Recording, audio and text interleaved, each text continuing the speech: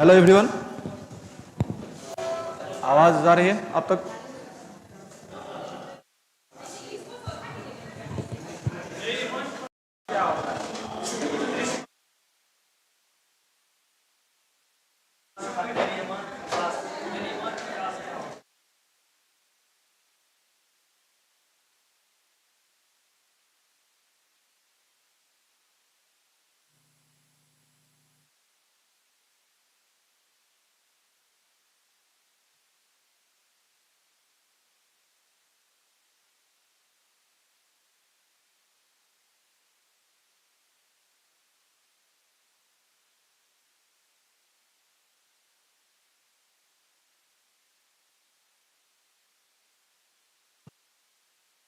आज का टॉपिक क्या है?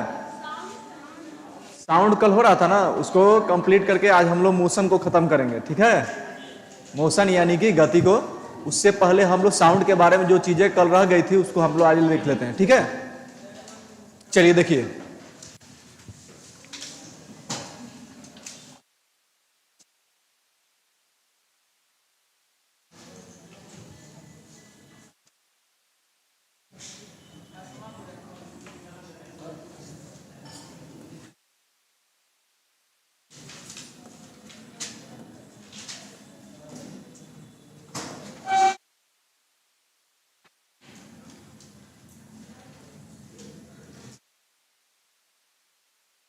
छोटा छोटा नहीं ना हो रहा है जी?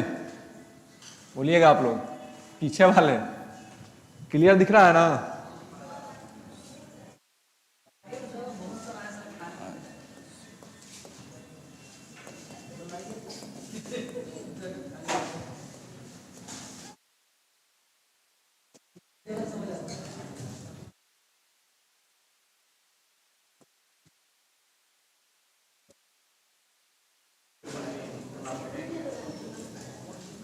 बिल्कुल बिल्कुल, ऑनलाइन वाले पे ध्यान रहेगी एकदम।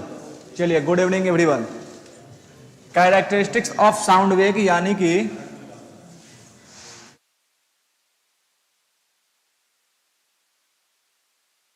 ध्वनि तरंग के अभिलक्षण।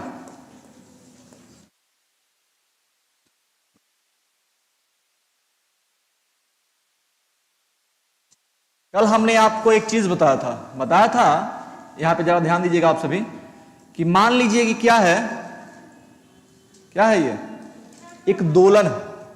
ठीक है, मान लीजिए एक वेव है दोलन, और वो क्या कर रहा है, ये इसका एक पोजीशन हो गया, ये इसका क्या हुआ, वास्तविक पोजीशन हो गया, यानी कि मेन पोजीशन हो गया, होगा ना? ओके,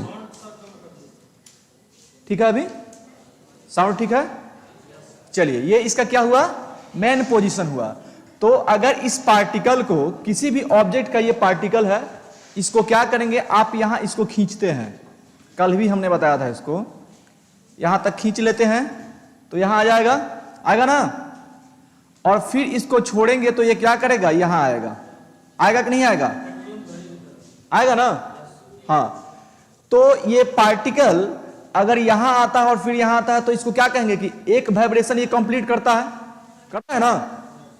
एक बार इसको अपने वास्तविक पोजीशन, ये हो गया पार्टिकल यहां आया और फिर यहां आया, यानी कि एक बार इधर आया और एक बार इधर आया, तो फिर आने के बाद ये अपने वास्तविक पोजीशन पे आ जाएगा। तो जब अपने वास्तविक पोजीशन पे एक बार आ जाएगा तो उसको क्या कहेंगे कि एक वाइब्रेशन जो है ये कंप्लीट कर लिया, कहेंगे ना। ये हुआ क्या, वन वाइब्रेशन, यानी कि एक कंपन, बोलेंगे हाँ, एक कंपन। वो ऑब्जेक्ट जो है वो एक कंपन पूरा कर लिया, यहां है, इसको ऐसे करके छोड़ेंगे तो इधर आएगा और फिर यहां आएगा, तो एक कंपन हुआ ना, एक कंपन ये क्या हुआ, कंप्लीट कर लिया। इसमें ये वाला जो पोजीशन होगा इसको कहेंगे कि ये इसका मेन पोजीशन है, यानी कि वास्तविक पोजीशन है। क्या है जी, वास्तविक पोजीशन है। और ये जो पोजीशन हुआ ये इसका क्या हुआ, एक्सट्रीम पोजीशन हुआ। कल भी हमने इसके बारे में चर्चा की थी ना, एक्सट्रीम पोजीशन हुआ। बिल्कुल ध्यान है, एकदम ध्यान है ऑनलाइन वालों पे। ठीक है, तो ये पार्टिकल जो है यहां आया और फिर यहां आके जब अपने वास्तविक पोजीशन पे पहुंच गया तो हम क्या कहेंगे कि वो एक वाइब्रेशन कंप्लीट कर रहा है, यानी कि ये हो गया उसका मेन पोजीशन और ये हुआ एक्सट्रीम पोजीशन। इसको ग्राफ के रूप में कैसे डिनोट कर सकते हैं, इसको ऐसे कर देंगे, ये हुआ एक्सट्रीम पोजीशन, यहां से एक बार इधर गया और फिर एक बार यहां आया, बोलिए यही ना है, इसको वन वाइब्रेशन बोल सकते हैं ना। ये हुआ वन वाइब्रेशन, ये हुआ वन वाइब्रेशन, ठीक है। तो वह दूरी, ठीक है, वह डिस्टेंस जिसमें वेव जो है अपने आप को दोबारा रिपीट करता है, क्या करता है, दोबारा रिपीट करता है, उसको क्या कहा जाता है, वेवलेंथ कहा जाता है। क्या कहा जाता है जी, तरंग दैर्घ्य कहा जाता है। तो ये क्या हुआ, ये वेवलेंथ हुआ कि नहीं, ये तरंग दैर्घ्य हुआ कि नहीं हुआ, बोलिएगा, हुआ ना। तो तरंग दैर्घ्य क्या होता है, जिसमें तरंग का कण जो है, तरंग के जो पार्टिकल है वो एक कंपन पूरा कर रहा है ना जी। तो जब वो अपने आप को दोबारा उसकी पुनरावृत्ति होती है, यानी कि रिपीट योरसेल्फ, अपने आप को दोबारा जब वो पुनरावृत्ति करता है तो उसी को क्या कहा जाता है, तरंग दैर्घ्य, वेवलेंथ कहा जाता है। क्या कहा जाता है, वेवलेंथ, तरंग दैर्घ्य। या फिर कह सकते हैं कि दोलन द्वारा एक कंपन पूरा करने में तय की गई दूरी जो है वो क्या कहलाएगी, तरंग दैर्घ्य। बोल सकते हैं, नहीं बोल सकते हैं, बोलिए, बोल सकते हैं ना। या फिर जितनी दूरी में, जो कि पहला स्टेटमेंट हमने दिया, जितनी दूरी में तरंग जो है अपनी वाइब्रेशन को दोबारा रिपीट करता है, दोनों समझ लीजिए, जितनी दूरी पे वो क्या करता है, अपने आप को दोबारा रिपीट करता है। एक बार ऐसे आया और फिर ऐसे आएगा, ठीक है, इसके बाद फिर ऐसे आएगा ना जी। तो जब जितने दूरी के बाद वो अपने आप को दोबारा रिपीट करता है उसी को क्या कहा जाता है, वेवलेंथ कहा जाता है, वेव लेंथ, यानी कि तरंग दैर्घ्य। डिफिनीशन लिखना चाहेंगे आप लोग तरंग दैर्घ्य का, लिखेंगे तो क्लियर हो जाएगा। लिख लीजिए तरंग दैर्घ्य का डिफिनीशन क्या होता है। इंग्लिश में लिखना चाहेंगे तो इंग्लिश में भी लिखवाएंगे, हिंदी में लिखना चाहेंगे तो हिंदी में भी लिखवाएंगे। तो ऐसा करिए कि आप लोग पहले हिंदी में ही लिख लीजिए, फिर इंग्लिश में बोल देंगे, ठीक है, ओके। लिखिएगा, जितनी दूरी के बाद, जितनी दूरी के बाद, आप लोग भी लिखेंगे ऑनलाइन वाले, जितनी दूरी के बाद तरंग की पुनरावृत्ति होती है, इंग्लिश, ओके, जितनी दूरी के बाद तरंग की पुनरावृत्ति होती है,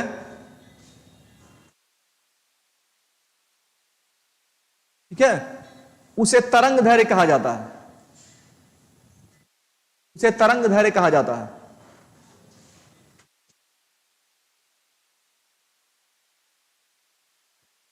हो गया हिंदी में। इंग्लिश में एक स्टेटमेंट लिख लीजिए, minimum distance, minimum distance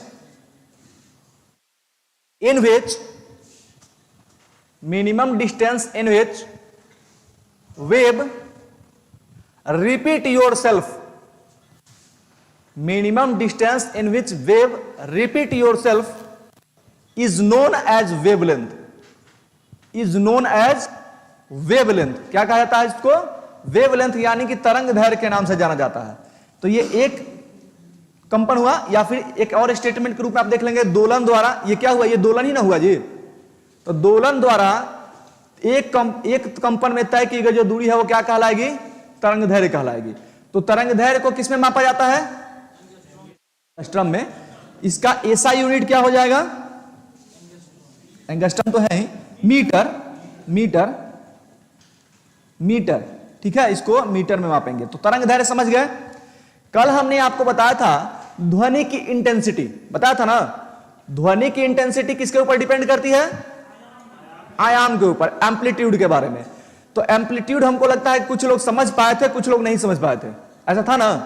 amplitude को, आयाम क्या होता है, कुछ लोग समझ पाए थे, कुछ लोग नहीं समझ पाए थे। यहां पे आयाम भी आपको देखने को मिलेगा। देखिए, हमने आपको दो डिस्टेंस दिखाया, दो स्थिति दिखाया है कंपन में, जो तरंग के पार्टिकल जो है वो वाइब्रेट कर रहे हैं। यहां पे दो स्थिति है, एक है वास्तविक स्थिति और एक है अंतिम स्थिति। यानी कि ये हुआ मेन पोजीशन और ये हुआ एक्सट्रीम पोजीशन, हुआ ना जी। तो यहां पे क्या हो गया, ये इसका मेन पोजीशन हुआ कि नहीं हुआ, और ये उसका एक्सट्रीम पोजीशन हुआ कि नहीं हुआ।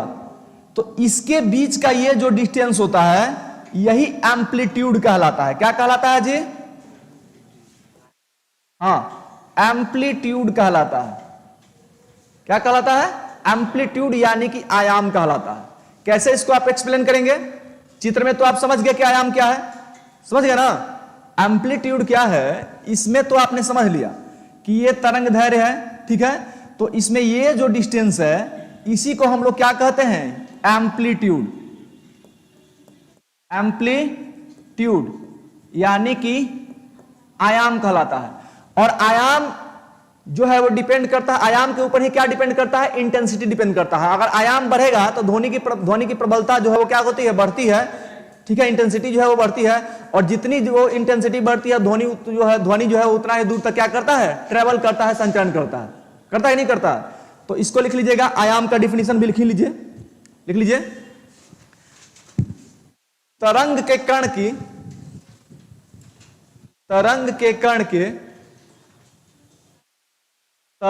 कण की वास्तविक स्थिति, हाँ ये जो तरंग का पार्टिकल है यही ना वाइब्रेट करता है जी। कण की वास्तविक स्थिति एवं उसकी अंतिम स्थिति की बीच की दूरी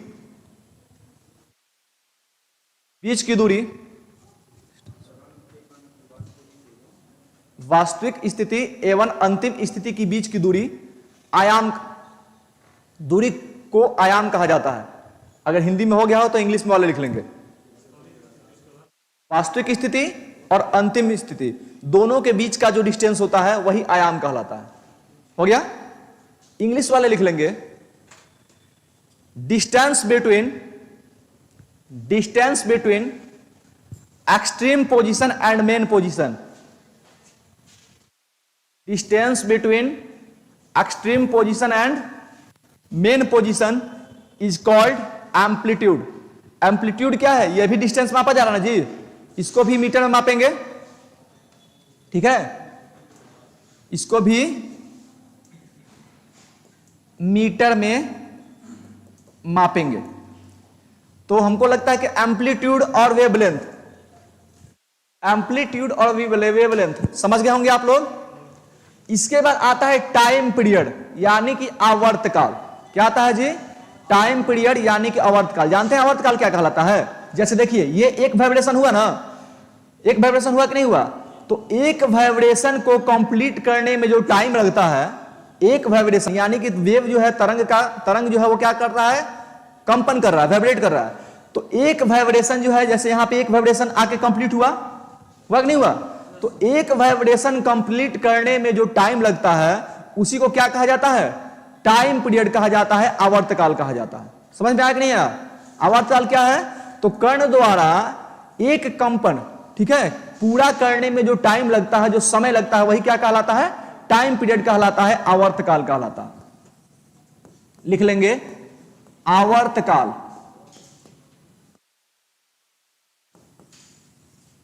टाइम पीरियड यानी आवर्तकाल लिख लेंगे। अभी भी हो रहा है, ओके ठीक है। अभी आवाज और स्लो कर ले, बोलिएगा, ठीक है। लिखिएगा, एक कंपन पूर्ण करने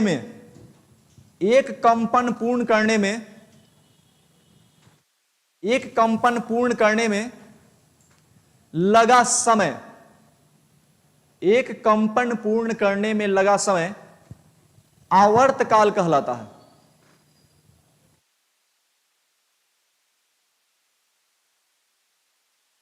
ठीक है, हिंदी वाले हो गए, इंग्लिश वाले लिख लेंगे, time taking by a vibrating object, time taking by a vibrating object in one oscillation,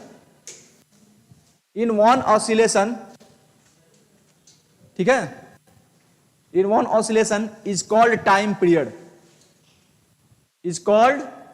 time period क्या होता है, आवर्तकाल क्या होता है, एक कंपन पूरा करने में जो टाइम लगता है उसी को क्या कहा जाता है, टाइम पीरियड। इसके बाद एक और चीज आती है, फ्रीक्वेंसी, आवृत्ति। कल हमने एक चीज बताई थी कि आवृत्ति जो है वो किसके ऊपर, आवृत्ति के ऊपर क्या डिपेंड करता है, क्या डिपेंड करता है जी, नहीं, आयाम के ऊपर तो इंटेंसिटी डिपेंड करता है, आवृत्ति के ऊपर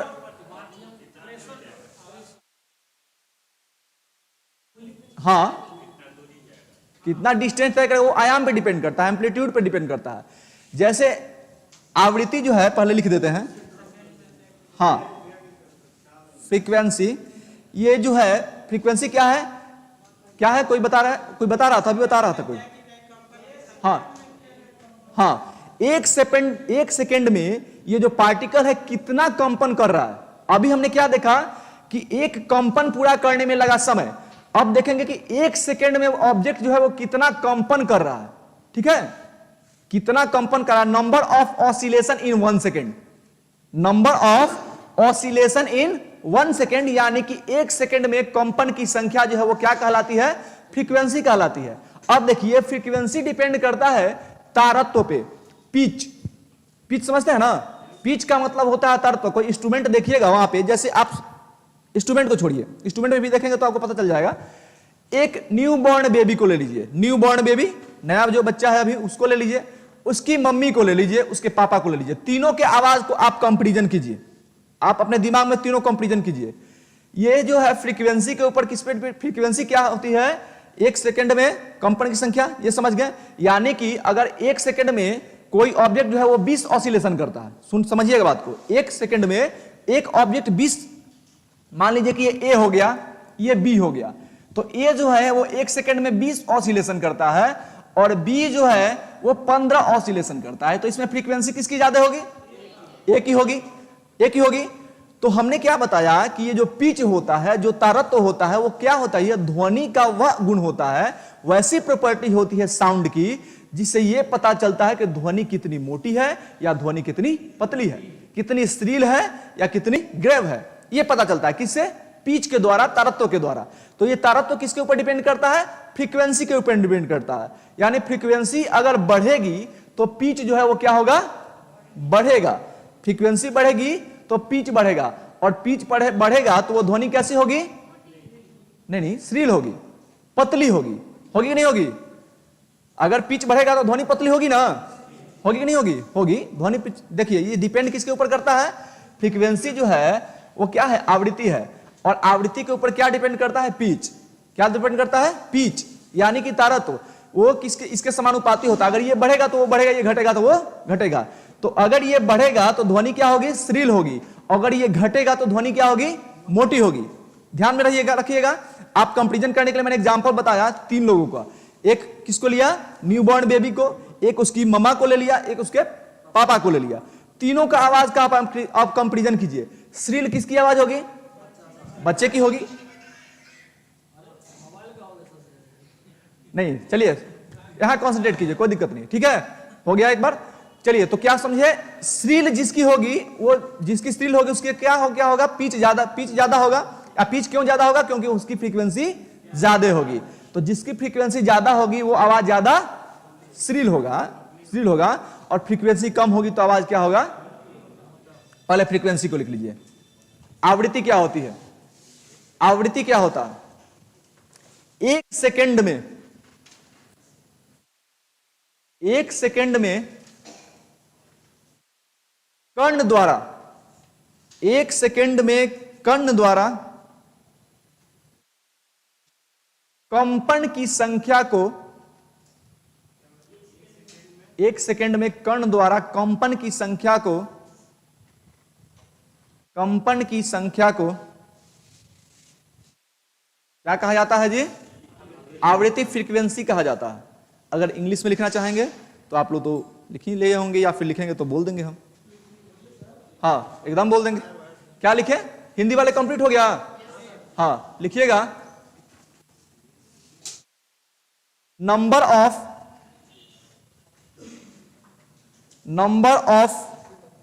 oscillation in 1 second, number of oscillation in 1 second, हो गया, number of oscillation in 1 second is called frequency. क्या कहलाता है जी, आवृत्ति कहलाता है। हो गया, बोलिएगा। अब देखिए फ्रीक्वेंसी समझ गए, और आवर्तकाल यानी कि टाइम पीरियड का जो रेसिप्रोकल होता है वो क्या कहलाता है? फ्रीक्वेंसी कहलाता है। ये जानते हैं ना आप लोग? आवर्तकाल का व्युत्क्रम, आवर्तकाल का व्युत्क्रम क्या कहलाता है? आवृत्ति कहलाता है। आवर्तकाल का व्युत्क्रम क्या कहलाता है? आवृत्ति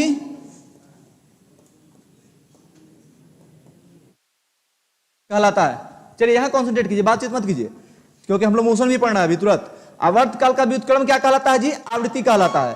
तो आवर्तकाल का व्युत्क्रम आवृत्ति कहलाता है, यानी क्या होगा? F इजकल टू क्या? 1/t हो जाएगा। बोलिएगा, F इजकल टू क्या हो जाएगा?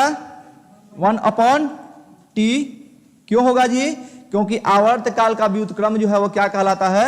आवृत्ति कहलाता है। नोट कर लीजिए, नोट कर लीजिए, आगे बढ़ते हैं जल्दी से।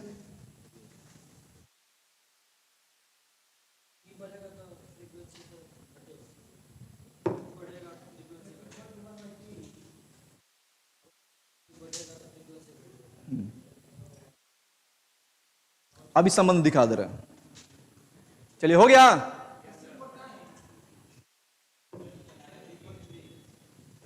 रिलेशन बिटवीन, देखिएगा,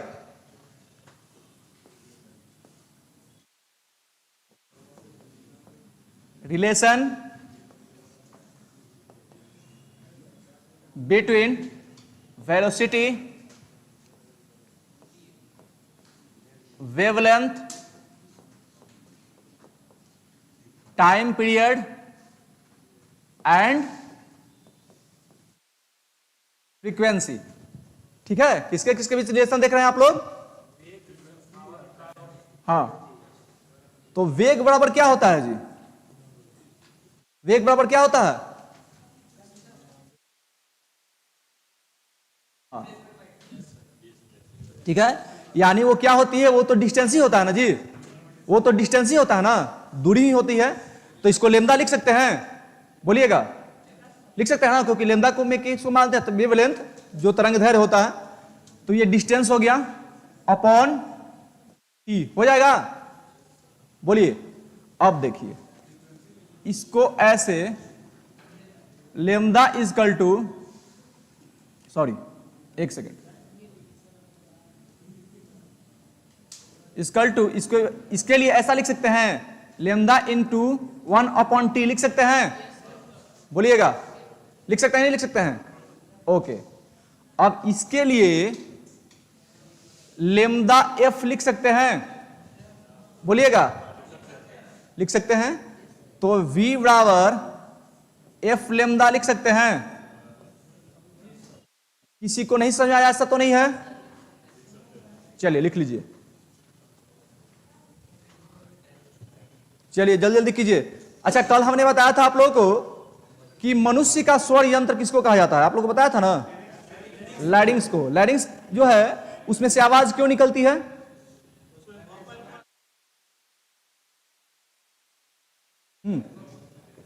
उसमें क्या होता है? वोकल कार्ड होता है।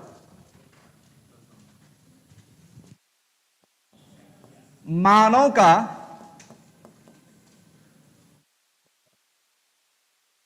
चलिए, हाँ हाँ, तो अच्छी बात है, स्वर यंत्र, चूंकि हम लोग कंपन की बात कर रहे थे तो इसलिए ठीक है।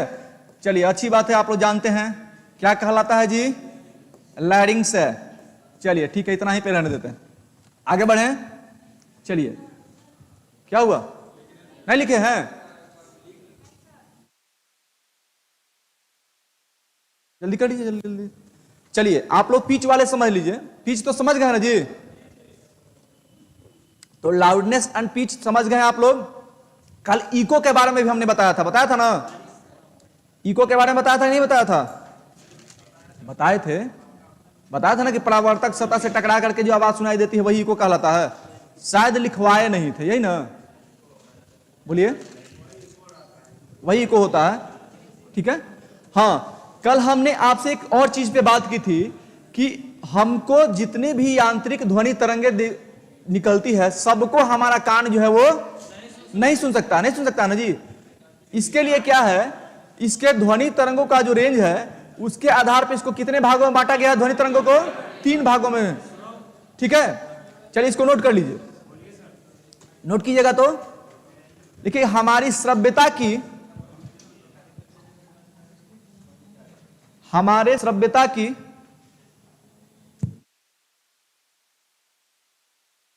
एक सीमा होती है।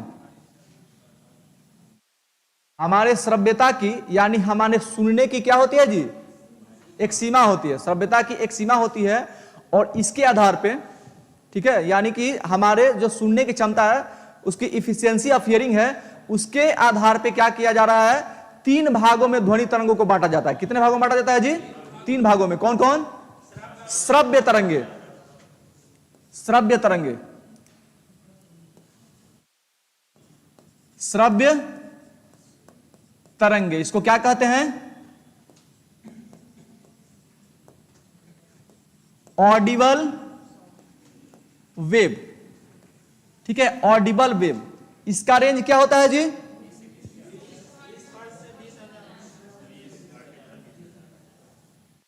20 हर्ट्ज से 20,000 हर्ट्ज।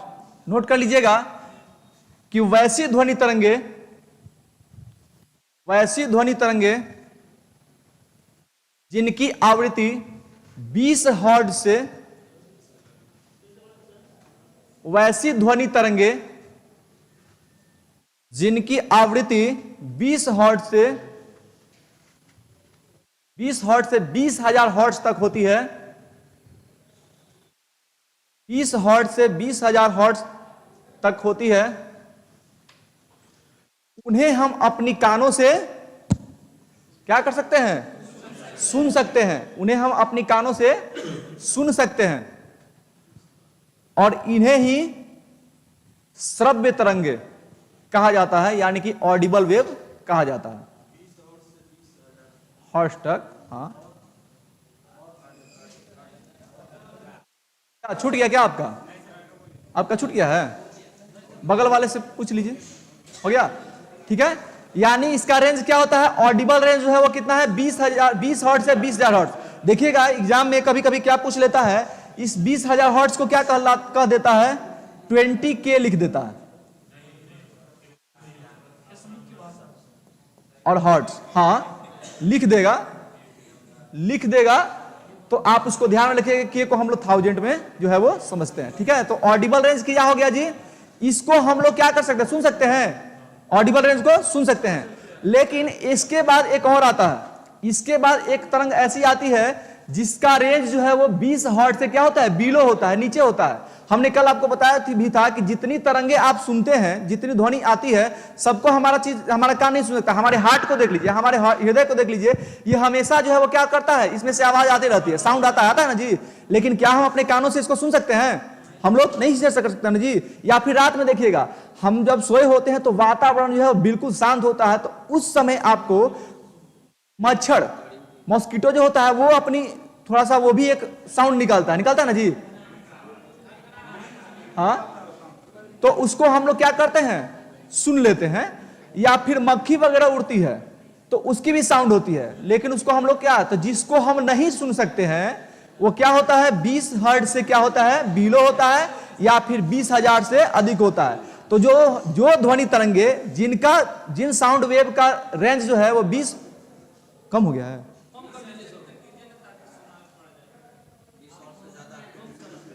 ठीक है, अभी ठीक है, अभी भी ज्यादा हो गया है। हम लोग बार बार कम ही कर रहे हैं। तो देखिए, तो अगर ये होगी किसकी? श्रव्य तरंगे की। और श्रव्य तरंगे की रेंज, श्रव्य तरंग का रेंज आज को पता हो गया। इसके बाद एक और वेव होता है इंफ्रासोनिक वेव। इंफ्रासोनिक वेव का रेंज कितना होता है जी? बताइए। 20 से नीचे, उसको क्या कहते हैं हिंदी में? अप अप श्रव्य तरंगे। अप श्रव्य तरंगे होती है, इसको कहते हैं हम लोग इंफ्रासोनिक। Infrasonic wave.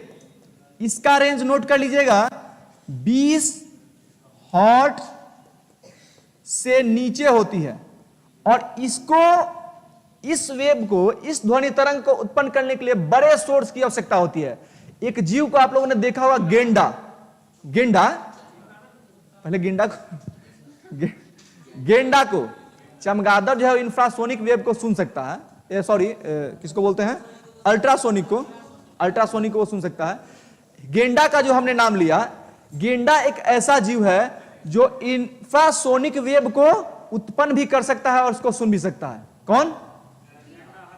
हाँ, गेंडा, हाथी भी, ठीक है। इसको क्या कहेंगे, ये इंफ्रासोनिक वेव को सुन सकते हैं। इंफ्रासोनिक वेव क्या होता है, जिसका रेंज 20 हर्ट्ज से नीचे होता है। इसको बड़े सोर्सों से क्या किया जाता है, उत्पन्न किया जाता है। इंफ्रासोनिक वेव को बड़े सोर्सों से क्या किया जाता है, उत्पन्न किया जाता है। जैसे कि गेंडा जो है इसको उत्पन्न भी कर सकता है, क्या कर सकता है, इसको उत्पन्न भी कर सकता है और इसको सुन भी सकता है, ठीक है, गेंडा।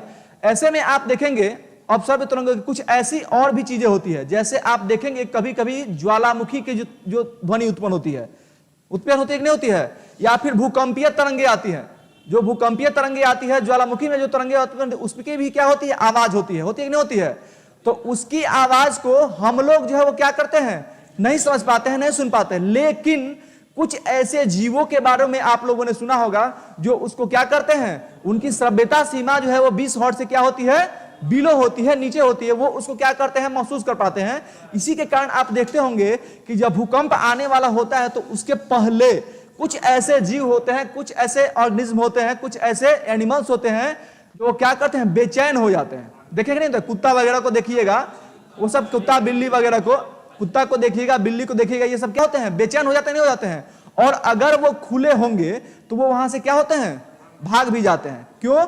क्योंकि वो जो है इंफ्रासोनिक वेव को हियर कर सकते हैं, सुन सकते हैं, ठीक है। तो जो इंफ्रासोनिक वेव को सुन सकता है वो वहां से हट जाता है। यानी कि ज्वालामुखी तरंगों की जो ध्वनि होती है, भूकंपीय तरंगों की जो ध्वनि होती है, वो कौन सी ध्वनि होती है, इंफ्रासोनिक वेव होती है। कौन सी होती है जी, इंफ्रासोनिक वेव होती है। तो आप अगर नोट करना चाहे तो एग्जांपल में इसको नोट कर लीजिएगा।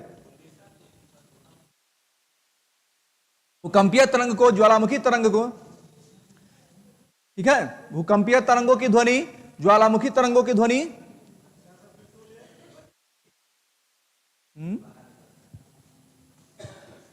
ठीक है। ज्वालामुखी आप लोग ज्योग्राफी में जरूर पढ़े होंगे, पढ़े हैं ना, नहीं पढ़े हैं तो पढ़े, नहीं पढ़े तो पढ़ेंगे, ठीक है। तो क्या होता है, इनकी जो ध्वनि होती है वो इंफ्रासोनिक होती है। यानी इसका रेंज क्या होगा, 20 हर्ट्ज से। आप लोग याद रखिएगा, अगर पूछेगा कि इसका रेंज क्या होगा तो आप क्या बताएंगे कि 20 हर्ट्ज से नीचे होगा, 20 हर्ट्ज से नीचे होगा। सबसे ज्यादा अगर क्वेश्चन इन ध्वनि तरंगों से पूछी जाती है तो अल्ट्रासोनिक वेव के यूज से पूछी जाती है। किससे पूछी जाती है जी, कि इसका इस्तेमाल कहां होता है। अच्छा देखें नहीं क्वेश्चन, आप लोग देखें ना, तो इसके आगे लिखिएगा पराश्रव्य ध्वनि, पराश्रव्य ध्वनि, अल्ट्रा सोनिक वेव, हाँ, अल्ट्रा पराश्रव्य ध्वनि तरंगे। चलिए ठीक है, इसका रेंज क्या होगा जी, हाँ, यानी कि 20,000 हर्ट्ज से अधिक की ध्वनि तरंगों को पराश्रव्य ध्वनि तरंग कहा जाता है। बिल्कुल सही साना प्रवीण, 9 क्लास की एनसीईआरटी में है ये लाइन, एकदम हो सकता है, एनसीईआरटी को ही तो पढ़ना है, ठीक है। क्या लिखें, इसका रेंज क्या होगा जी, 20,000 हर्ट्ज से ऊपर की होगी। तो इसका इस्तेमाल कहां कहां होता है,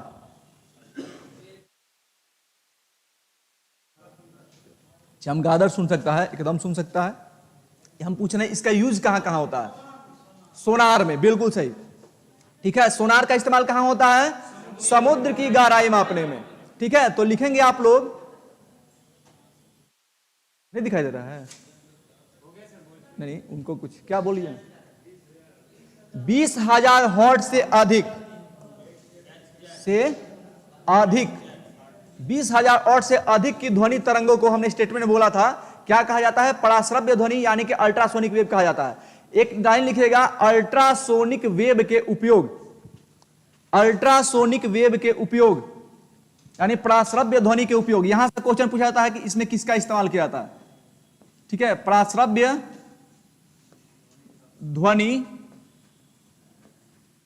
के उपयोग यानी कि यूज ऑफ अल्ट्रासोनिक वेव। चलिए लिखने नहीं है, बोल देते हैं, आप लोग लिख लीजिएगा। चंदन कह रहे हैं कि थोड़ा बड़ा लिखने के लिए, ओके, अभी तो बड़ा लिखे हैं, अभी बड़ा लिखे हैं, ठीक है। प्रासव्य ध्वनि के उपयोग लिखिएगा, समुद्र की, पहला लिखिएगा समुद्र की गहराई को मापने में, समुद्र की गहराई को मापने में, यानी कि सी का जो डेप्थ होता है उसको मेजर करने में इसको क्या किया जाता है, इस्तेमाल किया जाता है, ठीक है, हो गया। कीमती, दूसरा लिखिएगा कीमती कपड़ों, कीमती कपड़ों वायुयान, कीमती कपड़ों वायुयान तथा घड़ियों के जो पार्ट्स होते हैं, जो वायुयान के पार्ट्स हो जाएंगे, कीमती कपड़े के जो पार्ट्स हो जाते हैं, उस पे जो धूल कण वगैरह लग जाते हैं, उनको हटाने में भी किसका इस्तेमाल होता है, इनका इस्तेमाल होता है। तो क्या लिखे आप लोग, वायुयान तथा घड़ियों के पुर्जों से, पार्ट्स वही पुर्जा हुआ, पुर्जों से धूल हटाने में, कीमती कपड़े वायुयान तथा घड़ियों के पुर्जों से धूल हटाने में इनका इस्तेमाल होता है। किसका, अल्ट्रासोनिक वेव का, किसका जी, हाँ। साथ ही कल कारखानों, जो इंडस्ट्रीज होते हैं, कल कारखानों की चिमनी, जो इंडस्ट्रीज, जहां जहां इंडस्ट्री लगे होते हैं, देखते हैं आप, उसमें क्या होते हैं, चिमनी होती है ना, तो उन चिमनी से जो धुआं निकलता है तो उस पर क्या हो जाता है, कालिख लग जाता है, कालिख लग जाता है कि नहीं लग जाता है, तो उस कालिख को, उस धूल को हटाने में भी इसका इस्तेमाल होता है। तो इसको कैसे लिखेंगे कि कल कारखानों की चिमनियों से धूल को हटाने में, क्या नहीं, जो बहुत कॉस्टली कपड़े होते हैं ना, उस पे भी अल्ट्रासोनिक वेव का इस्तेमाल करके उसके धूल को हटाया जाता है, क्योंकि अगर उसको ऐसे ऐसे जैसे हम लोग धोते हैं वैसे कीजिएगा तो वो कपड़े जो होंगे वो खराब हो जाएंगे। तो इसकी सहायता से उसको क्या किया जाता है, हटाया जाता है, हाँ, ठीक है। साथ ही स्वचालित, अगला,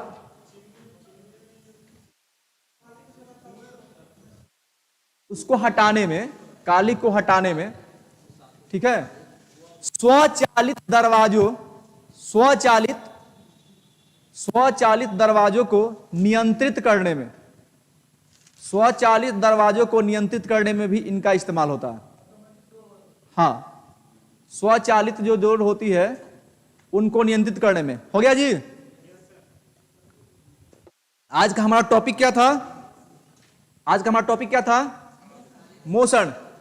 चलिए देखिए, मोशन,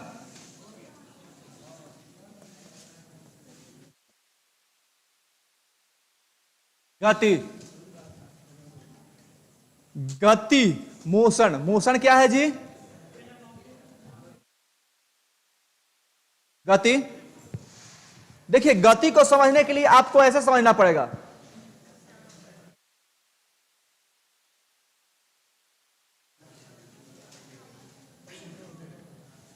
ठीक है, बता देंगे, बता देंगे। चलिए देखिए, कहां जा रहे हैं ये लोग, अच्छा ठीक है।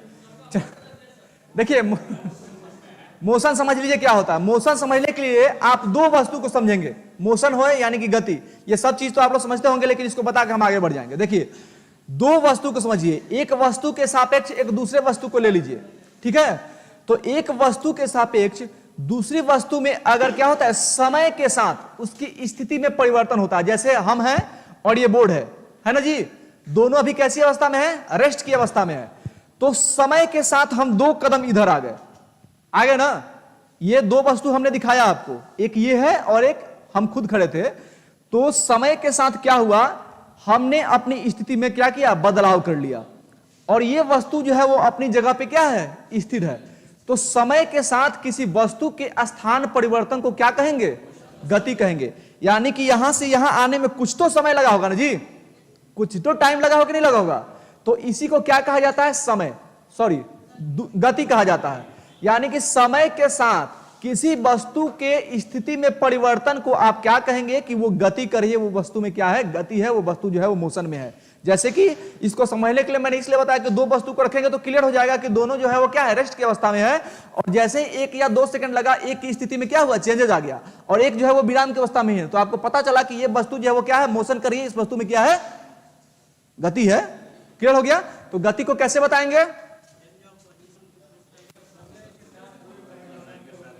हाँ बिल्कुल बिल्कुल बिल्कुल, हाँ। तो एक स्टेटमेंट में आप लोग लिख लेंगे, समय के साथ, इंग्लिश नहीं बोल देंगे, समय के साथ किसी वस्तु की स्थान परिवर्तन को गति कहते हैं। क्या कहेंगे जी? गति यानी कि मोशन। ठीक है, यानी कि if the location of object change with time, ठीक है, समय के साथ अगर कोई ऑब्जेक्ट जो है अपनी स्थिति में क्या करता है, चेंजेस करता है, तो आप कहेंगे, यू कैन से, आप कह सकते हैं कि दैट ऑब्जेक्ट इन मोशन, वो जो वस्तु है वो क्या है, गति में है। बोल सकते हैं, नहीं बोल सकते हैं? बोलिए, बोल सकते हैं ना जी? तो देखिए इस गति में हम देखिए कितनी गति के बारे में पढ़ लेंगे, आज ही हम इसको खत्म करने का प्रयास करेंगे। ठीक है, गति में पहला देखेंगे सरल रेखीय गति। क्या होगा? सरल रेखीय गति, यानी कि सरल रेखीय गति समझ रहे हैं ना? हाँ, यानी कि सरल रेखा, सरल रेखीय गति का मतलब क्या होगा कि सीधी रेखा में गति कर रही है। जैसे एक हाईवे है, जैसे किसी हाईवे पे कोई कार जो है वो रन कर रही है, एक हाईवे है और एक हाईवे पे जो है वो कार क्या कर रही है, रन कर रही है। तो ये हाईवे जो है वो क्या है, सीधा है ना, और उस पे अगर सीधी रेखा में, स्ट्रेट लाइन में कोई कार जो है, समय के साथ वस्तु की स्थिति में परिवर्तन को गति कहते हैं। बिल्कुल ठीक है। ठीक है, तो इसको क्या कहेंगे कि ये कौन सी गति होगी? हाँ, यानी कि वो एक ही रेखा में गमन कर रही है, सीधी रेखा में गमन कर रही है, और वस्तु जो गतिशील है वो क्या है, सीधी है, स्ट्रेट लाइन में है। ठीक है, तो इसको कौन सी गति कहेंगे? सरल रेखीय गति। बोल सकते हैं? सरल रेखीय गति, 1 नंबर में लिखिएगा, रेखीय गति, सरल रेखीय गति। इंग्लिश में लिख लीजिए, सरल रेखीय गति को इंग्लिश में लिखिए रेक्टिलाइनर, रेक्टिलिनर मोशन, रेक्टिलिनर मोशन। चलिए यहां पे भी लिख देते हैं,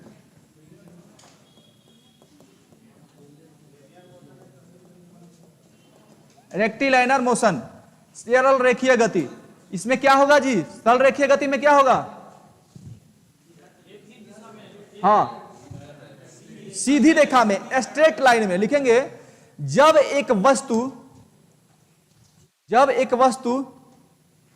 सीधी रेखा में गतिमान हो, when an object move in a straight line, English वाले,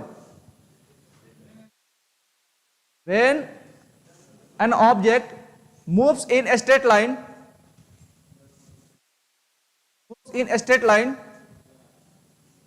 that motion is called rectilinear motion. चलिए, हिंदी वाले का छूट गया है ना? क्या हो गया है? चलिए, हो गया ना? हाँ, अब देखिए इसका एग्जाम्पल क्या होगा, इसका उदाहरण, हिंदी वाले नहीं हो गया है जी? आप लोग बोले कि हो गया, इसीलिए हम छोड़ दिए। ठीक है, इसका एग्जाम्पल क्या होगा? जैसे ढालनुमा कोई जगह है, आप लोग गार्डन वगैरह में जाते हैं, पार्क वगैरह में जाते हैं, तो बच्चे क्या कहता है? हाँ, रेखीय गति, इसके बाद वृत्तीय गति दिखाएंगे, फिर दोलन गति और फिर गति। ठीक है, क्या देखेंगे? जैसे आप पार्क वगैरह में जाते हैं तो एक स्लाइडर होता है, और बच्चे जो है वो उस पर बैठते हैं और सीधे जो है वो क्या होते हैं, नीचे आ जाते हैं, एकदम सीधी रेखा में। तो वो किस प्रकार की गति हुई? सरल रेखीय गति नहीं हुई, एकदम सीधी जो है वो जाते हैं, जाते नहीं आते हैं। तो उसका एग्जाम्पल में लिख लीजिएगा कि ढाल पर, लिखिएगा कि ढाल पर नीचे सरकता बालक, किसी ढाल पर नीचे सरकता बालक, किसी ढाल पर नीचे सरकता बालक, ढाल पर नीचे सरकता बालक। अगर इंग्लिश में लिखना होगा तो क्या लिखेंगे? बॉय स्लाइडिंग डाउन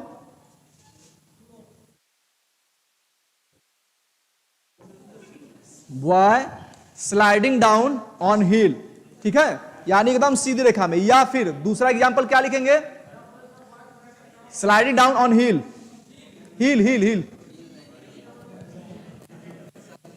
हिल, ठीक है। दूसरा एग्जांपल लिखेंगे हाईवे पर चलती कार, हाईवे पर चलती कार, हाईवे पर चलती कार, हाईवे पर चलती car, moving car on highway, highway पर चलती कार। अगर हाईवे पर सीधी रेखा में कार चल रही है तो क्या हुआ, सरल रेखीय गति हो गई। दूसरी गति को लिखिएगा कोणीय गति, एंगुलर मोशन, कोणीय गति लिख देते हैं, कोणीय गति, एंगुलर मोशन। जैसे देखिएगा बर्फ पे स्केटिंग करते हुए बच्चे को या फिर किसी भी व्यक्ति को देखा होगा आपने, बर्फ पे अगर वो स्केटिंग करता है तो कैसे, ऐसे करता है ना जी, ऐसे, या फिर ऊपर चढ़ना होगा तो कैसे, ऐसे चढ़ेगा। और जैसे ही जाएगा वो क्या करता है, यहां से ऐसे, अगर मूवमेंट वहां पे क्या हो, एक्सरसाइज है तो फिर वो क्या होता है, ऐसे घूमता, घूमता नहीं करता है। या फिर किसी सड़क पे, अगर सड़क पे आप ट्रेवल कर रहे हैं तो सड़क पे ऐसे सीधा रहना, और एक ही बार वो क्या होता है, कोणीय, ऐसे कहीं कहीं पे देखिएगा सड़क जो है वो क्या होता है, ऐसे बैंड हुआ होता है, होता है नहीं होता है। तो कार से आप सीधी जा रहे हैं और अचानक से उसको अपने स्टीयरिंग को क्या कैसे मोड़ते हैं और फिर वैसे जो है आप कोणीय वेग में उसको क्या करते हैं, घुमाते हैं, देखे नहीं देखे हैं। तो उसी मूवमेंट को, उसी गति को, उसी मोशन को क्या कहा जाता है, कोणीय गति कहा जाता है। चलिए स्टेटमेंट में लिखेंगे, जब कोई वस्तु, सोनाली कुमारी कौन सा डिफिनीशन,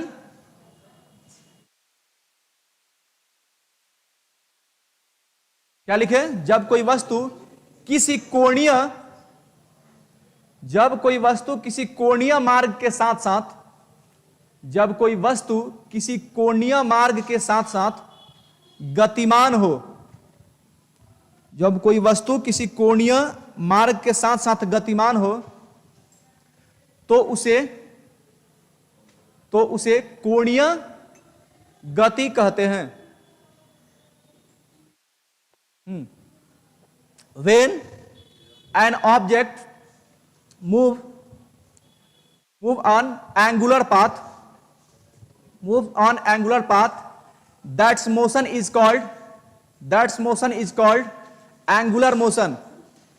एग्जाम्पल के लिए क्या लिखेंगे, किसी कोणीय सड़क पर, किसी कोणीय सड़क पर मोड़ काटती, किसी कोणीय सड़क पर, किसी कोणीय सड़क पर मोड़ काटती गतिमान कार, मोड़ काटती, ऐसे मोड़ पे नहीं काटते हैं स्टीयरिंग को, मोड़ काटती गतिमान कार, ठीक है, एग्जाम्पल ही बोल रहे हैं।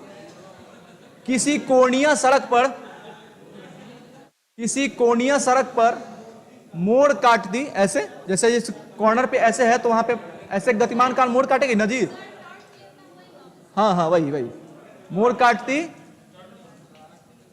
काटती हिंदी में बोल रहे हैं, मोड़ काटती गतिमान कार। इंग्लिश में कैसे लिखेंगे, हाँ हाँ, इंग्लिश में कैसे लिखेंगे इंग्लिश वाले, हाँ, यानी कि यू टर्न जो वो लेती है, यू टर्न, ठीक है, यानी कि एक मूव करती हुई कार जो है, हाँ वहीं पे जो टर्न लिखो ना, सिर्फ turn, angular turn, angular turn जो लेती है, भी टर्न वहां पे नहीं लिखेंगे ना, एंगुलर टर्न जो लेती है, कोणीय टर्न लेता है, इसलिए उसको क्या बोलते हैं कि वो कौन सा है, कोणीय वेग है, ठीक है। चलिए अगला लिखिएगा वृत्तीय गति, सर्कुलर मोशन, वृत्तीय गति सर्कुलर मोशन, वृत्तीय गति सर्कुलर मोशन।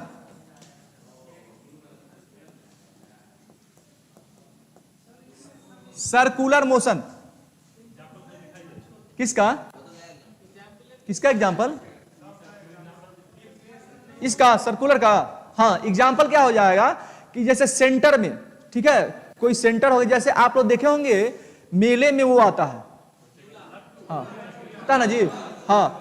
तो यानी कि किसी वृत्ताकार पथ पर, जब कोई वस्तु किसी वृत्ताकार पथ पर मूवमेंट कर रहा है, ठीक है, और सेंटर के साथ एक स्पर्श रेखा के साथ उसकी गति को दिखाया जा सकता है, तो आप कहेंगे कि ये पथ जो है, ये वस्तु का मोशन जो है वो क्या है, सर्कुलर मोशन है। समझ में आ रहा है ना? हाँ हो जाएगा, ठीक है। कोई भी एग्जांपल आप अपने दिमाग में सेट कीजिए जो वृत्ताकार पथ पे चल रहा है, ठीक है। जैसे मान लीजिए कि सेंटर में सन है और पृथ्वी उसके चारों ओर जो है वो क्या कर रही है, वृत्ताकार पथ पे चक्कर लगा रही है। या फिर सेंटर में न्यूक्लियस है और इलेक्ट्रॉन उसके चारों ओर क्या कर रहा है, मूवमेंट कर रहा है। तो ये कौन सा पथ हुआ, ये कौन सा मोशन हुआ, सर्कुलर मोशन। समझ में आ गया? लिखवा दे, आगे बढ़े ना। ओके, ये हो गया कौन सा, सरल मोशन। अगला होता है, अगला जो गति होता है उसको कहते हैं दोलन गति या फिर कंपन गति भी कहीं कहीं आप लोगों को देखने मिला, जो कि अभी तक हम लोगों ने पढ़ रहा था। साउंड में हम पढ़ रहे थे कि इस वस्तु को यहां से छोड़ा और फिर यहां आ गया, जैसे घड़ी का लोलक, ठीक है। उसको आप यहां पे है ऐसे खींचेंगे और ऐसे छोड़ेंगे, ठीक है। घड़ी का लोलक वो कौन सी गति हो गई, दोलन गति। हो जाएगा नहीं हो जाएगा, दोलन गति। इसको यहां से लिया, ऐसे छोड़ा, यानी कि वो अपने वास्तविक स्थिति से इधर उधर घूम कर फिर वहीं पे आ जाती है, तो उसको क्या कहा जाता है, दोलन गति कहा जाएगा। कौन सी गति कहा जाएगा जी, दोलन गति। यानी कि वो अपने वास्तविक स्थिति से इधर उधर होकर के फिर वहीं पे आ जाती है। जैसे घड़ी का लोलक, इसका एग्जांपल क्या हो जाएगा, घड़ी का लोलक। या फिर आप अपने दिमाग में ऐसी कोई भी वस्तु देख सकते हैं जो एक बार हिलना, हाँ बिल्कुल, कि वो हिल करके फिर वहीं पे आ जाता है, तो उसको क्या कहेंगे कि ये कौन सी गति है, जो पीरियोडिक मूवमेंट होता है, पीरियोडिक मोशन होता है, ठीक है, आवर्ती गति होता है। इसके बाद आप देखेंगे गति के नियम। उससे पहले कुछ चीज और, अगर गति पढ़ रहे हैं तो दो तीन चीजों को और जानना होगा, लेकिन आप लोग जानते हैं। जैसे दूरी, दूरी क्या है, अगर दूरी को एक्सप्लेन करना होगा तो कैसे बताएंगे, दूरी को या फिर विराम को, रेस्ट को, होता है ना। गति क्या है, देखिए, हाँ साना प्रवीण, ठीक है। देखिए अगर कोई वस्तु ऐसे है, जैसे घड़ी का लोलक है, इसको ये अपने स्थान से हटता है, इधर घूमता है और फिर अपने जगह पे आ जाता है, एक ऐसे डोलता है दोनों तरफ और फिर अपनी स्थिति में आता है। इसी को कहा जाता है दोलन गति। क्या, कौन सी गति कहा जाता है जी, दोलन गति कहा जाता है। हमने कहा विराम को, जैसे ये सारी चीजें पढ़ेंगे तो विराम अवस्था को बार बार पढ़ना होगा, पढ़ना है ना जी। विराम को यानी कि रेस्ट कहते हैं। रेस्ट क्या है, विराम क्या होता है, विराम क्या होता है, हाँ।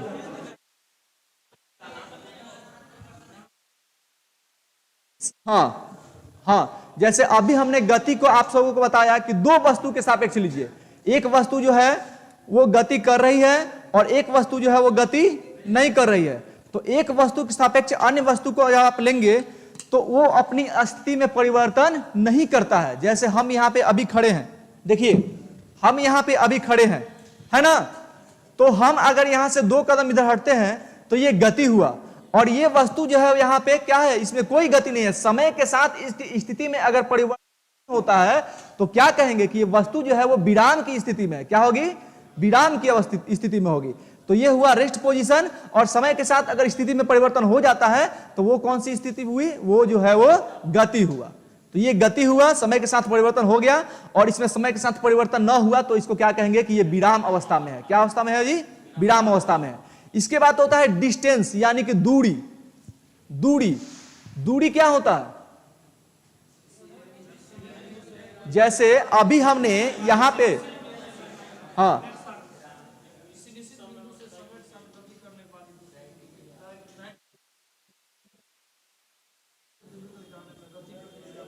तय की गई, क्या कोई दूरी को बताना होगा, डिस्टेंस को तो कैसे बताएंगे, आप लोगों में से कोई बताएगा। देखिए हमको पता है कि सभी लोग जानते हैं, आप सभी लोग जानते हैं कि दूरी क्या है, ये मैं भी जानता हूं, लेकिन उसको बताना होगा किसी को कि दूरी क्या है, तो कैसे बताएंगे। रखा हो तो बोलिए, नहीं सुनते आप लोग, शांति बनाइए, जो बोलना है ना उनको बोलने दीजिए। बोलिए तो तय की गई लंबाई को, अब एग्जैक्ट हुआ, अब एग्जैक्ट हुआ। यानी कि दूरी को तो हम बता ही रहे हैं, तो इसमें तो दूरी को शामिल नहीं कर सकते ना, एकदम सही। हम जानते हैं कि आप सभी जानते हैं, आप सभी जानते हैं। देखिए यहां पे हम खड़े हैं तो 2 कदम इधर आया, तो इस 2 कदम इधर आने में कुछ ना कुछ लंबाई तो तय किया ना जी। तो यही लंबाई जो है, यानी कि समय के साथ किसी कण द्वारा, कोई पार्टिकल है और समय के साथ वो स्थान परिवर्तन कर रहा है, तो वो जो स्थान परिवर्तन करने में जो लंबाई वो तय किया है, वही लंबाई तो दूरी कहलाएगी ना। वही लंबाई क्या कहलाएगी? दूरी कहलाएगी। समझ में आ गया? और दूरी को मापते किस में है? मीटर में। अच्छा, दूरी कौन सी राशि है?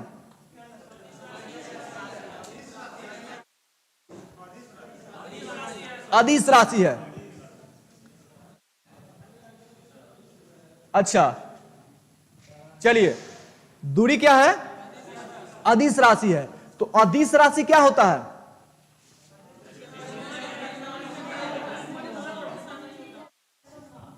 हाँ, जिसमें डायरेक्शन की कोई जरूरत नहीं है, जिसमें डायरेक्शन हो, सिर्फ मैग्नीट्यूड हो, यानी कि जिसमें परिमाण हो, दिशा नहीं हो, वो क्या कहलाता है?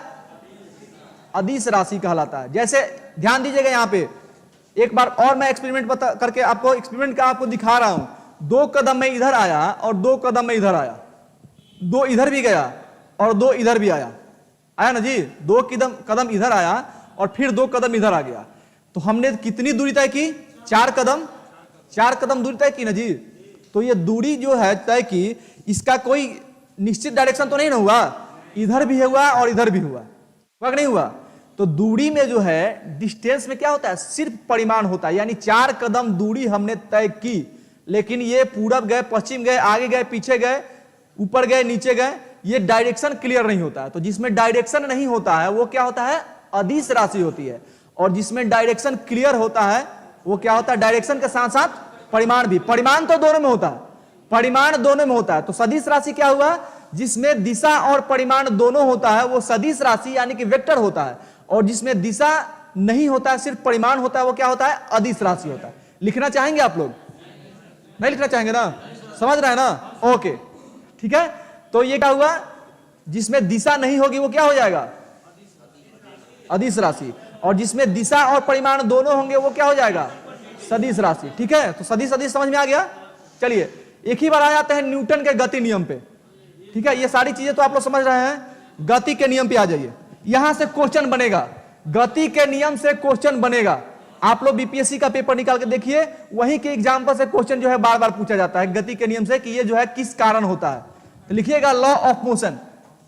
चलिए यहां से लिखना स्टार्ट कीजिएगा आप लोग।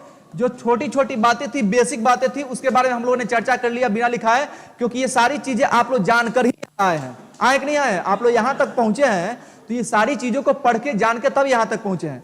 चलिए देखिए गति के नियम को देखिए। गति का नियम, लॉ ऑफ मोशन। गति का पहला नियम क्या है जी?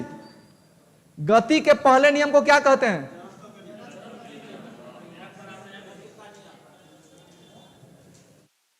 फिजिकल क्वांटिटी के बारे में तो परसों ही बताया था क्लास में। जिस दिन हम लोग मापन और मात्रक और बीमा पढ़े थे, उसी दिन के क्लास में हम लोग फिजिकल क्वांटिटी के बारे में पढ़े थे, है तो ना जी।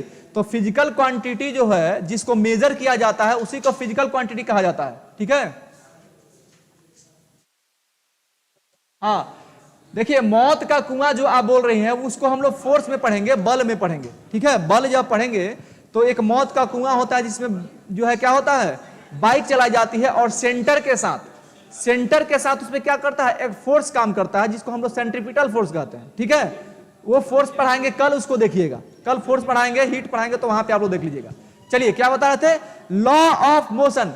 थोड़ा यहां कॉन्सेंट्रेट कीजिएगा। लॉ ऑफ मोशन में गति का जो पहला नियम है उसको क्या कहा जाता है? जड़त्व का नियम, लॉ ऑफ इनर्शिया। जरा कॉन्सेंट्रेट कीजिएगा। जड़त्व का नियम, इसको कहते हैं लॉ ऑफ इनर्शिया। इससे रिलेट करके क्वेश्चन जानते हैं, पूछा था बीपीएससी 67 में, शायद 67 या 68 में। इससे रिलेट करके क्वेश्चन एक पूछा था, आप लोग देखेंगे कि हाँ ऐसे करके एक क्वेश्चन जो है वो पूछा था। ठीक है, हाँ अब देखिए उसमें होता क्या था। हाँ बिल्कुल, सदिश और अदिश राशि एकदम निश्चित पूछता है। तो सदिश राशि वो होता है जिसमें दिशा और परिमाण दोनों होता है, और अदिश राशि वो होता है जिसमें केवल परिमाण होता है, दिशा नहीं होता है। ठीक है, तो जड़त्व का नियम लॉ ऑफ इनर्शिया क्या होता है जी, कोई बताएगा? जड़त्व का नियम कोई भी? हाँ, लॉ ऑफ इनर्शिया।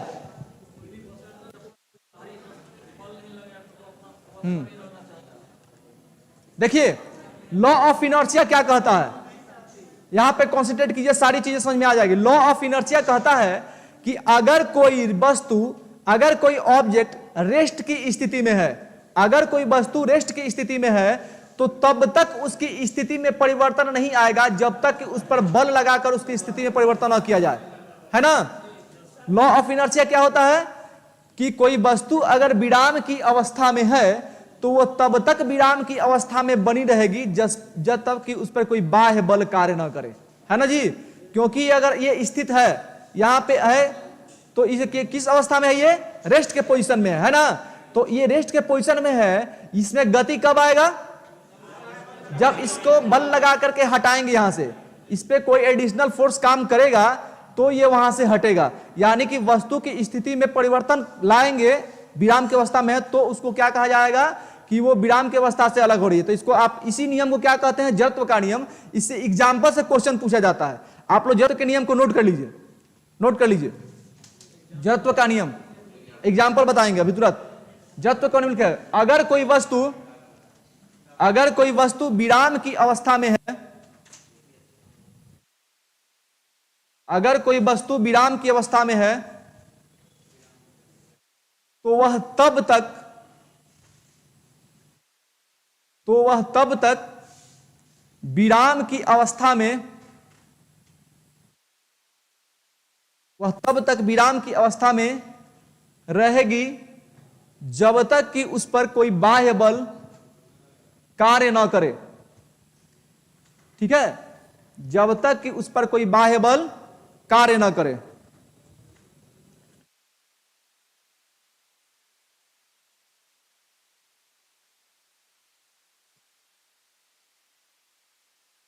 ठीक है, यानी कि अगर कोई वस्तु रेस्ट के पोजीशन में है तो तब तक वो रेस्ट के पोजीशन में रहेगी जब तक कि उस पर कोई एक्सटर्नल फोर्स अप्लाइड ना किया जाए। ठीक है, एज फॉर एग्जांपल आप क्या देखेंगे, एग्जांपल में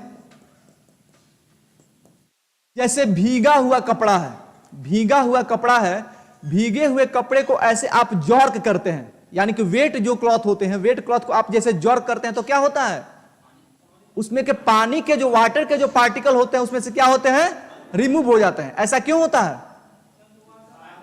लॉ ऑफ इनर्शिया के कारण होता है। क्यों होता है, लॉ ऑफ इनर्शिया के कारण होता है, गति के जड़त्व के कारण होता है।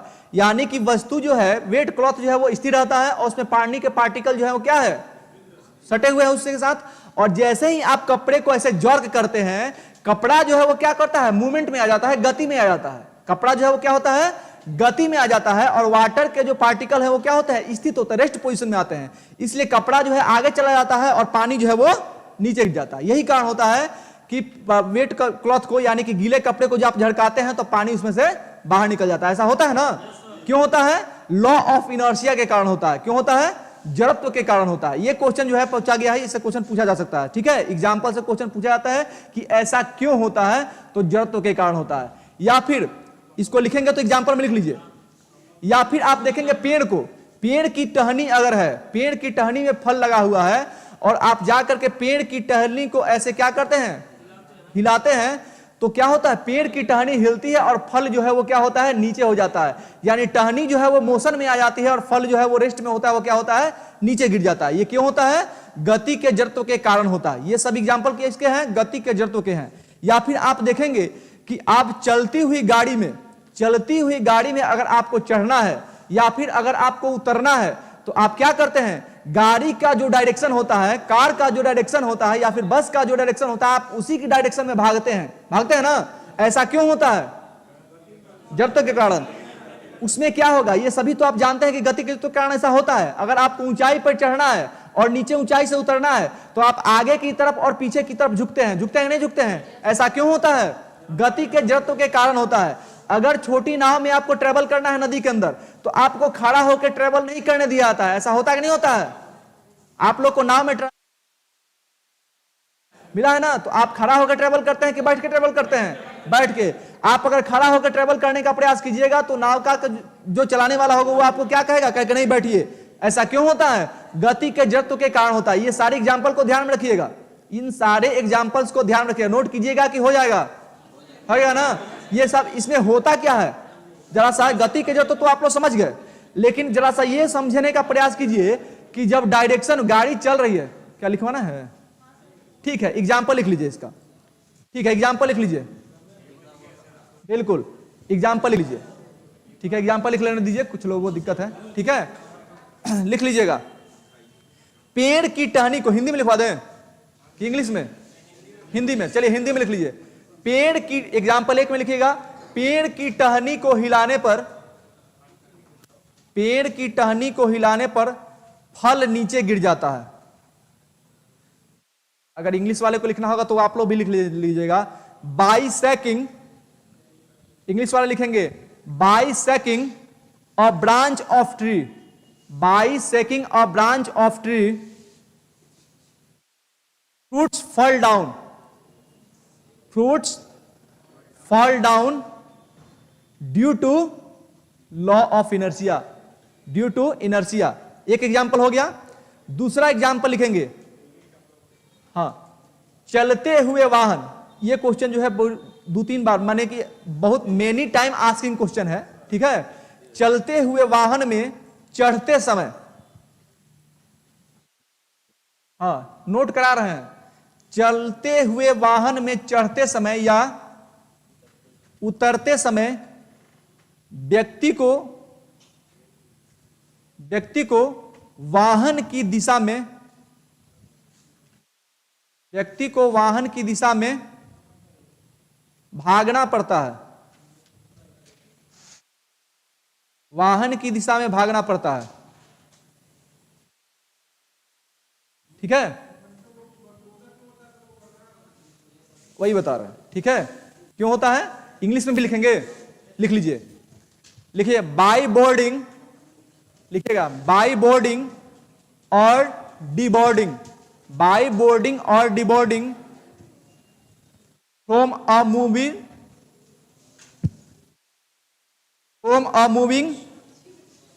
Vehicle, from a moving vehicle.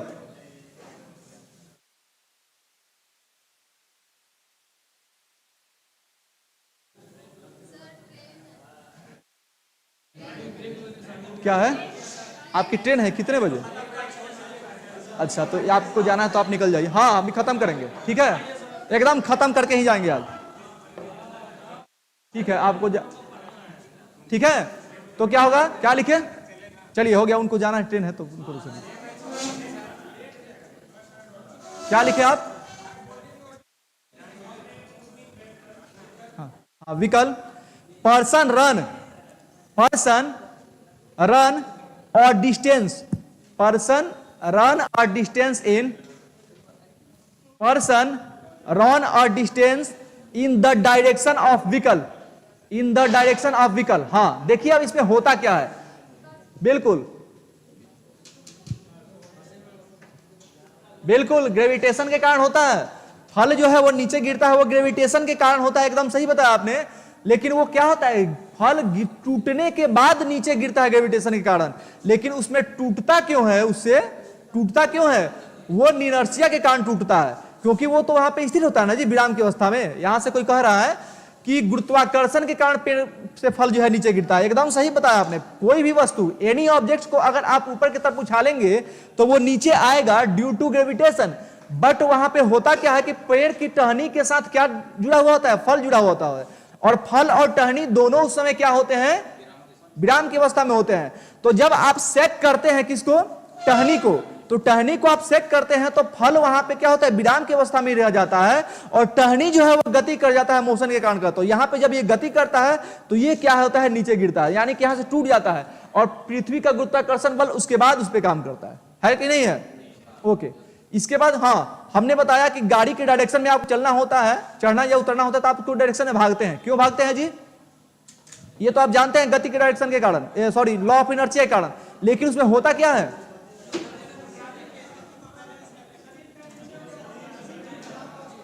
हाँ क्या होता है? हाँ बोलिए।